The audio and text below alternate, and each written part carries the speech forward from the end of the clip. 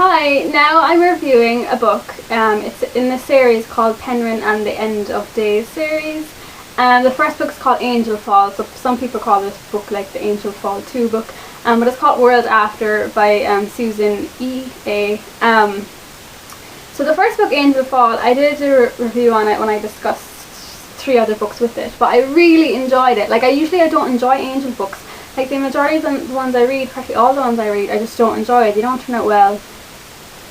And they're sappy and YA and all. I just don't like it. But this one was actually really good. It was dark. It was exciting. It just didn't focus on the sappy romance, which was good. And it just had an interesting world, and I loved the characters and the development of the relationships in it, so it was excellent. World After wasn't as good as Angel Fall, I don't think. Like, it was still really, really dark, but sometimes it was a bit too dark, and like, I was disgusted by the descriptions, all these horrible creatures, and the way people kept getting killed and everything. It kind of depressed me a little bit. It was just too dark. And Paige, so in this book, Penryn is alive, and Raffi doesn't know that. And Paige is like this weird monster creature, and everyone's kind of afraid of her, and she kind of runs away, and then Penryn has to go after her and try and find her, but then she meets all these creatures and gets into some trouble.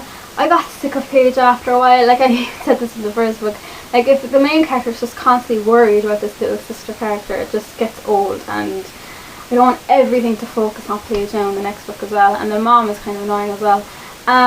This book, the one word that sums it up really is just frustrating, because the best thing about Angel Fall is the relationship between Raffi, I hope I'm pronouncing that right, Raffi and Penryn, and that was missing from the second book, because he doesn't come into it until about 70% in, and there's all these near misses where you think they're going to meet, he's going to find out she's alive, and then he flies off again, and it just really irritated me. And Penryn, I didn't love her as much as I did in the first book, probably just because I was frustrated overall with the book, and the storyline wasn't as, I don't know, captivating, I suppose. But the minute Raffi came into it, which was 70% into the book, it got really, really good then. They were funny together. I like him even more in this book. He's just hilarious, really. And they have this really, really nice relationship. And the story just got better, and it picked up. It was more exciting, and I was more interested in it, basically.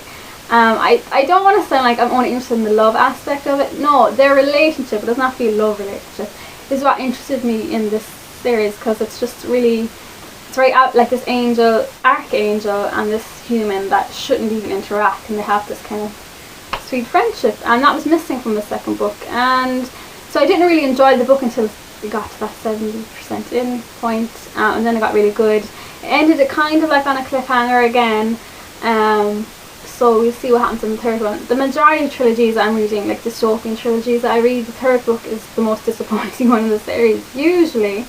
So I don't have high hopes for it, but I hope it gets better.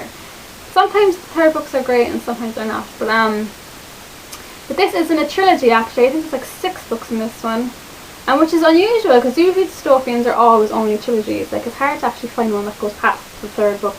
So I think this is going to go up to 6 books, but yeah, I hope it doesn't drag out a bit, and yeah, I hope it's really good, the next one. And so this book, you know, it's hit and miss, but mostly it's good. Like, it's probably just me really that didn't enjoy the first 3 quarters, but it's actually good, like, and it's exciting, but I just preferred it when Raffi was there. And that's my review on that.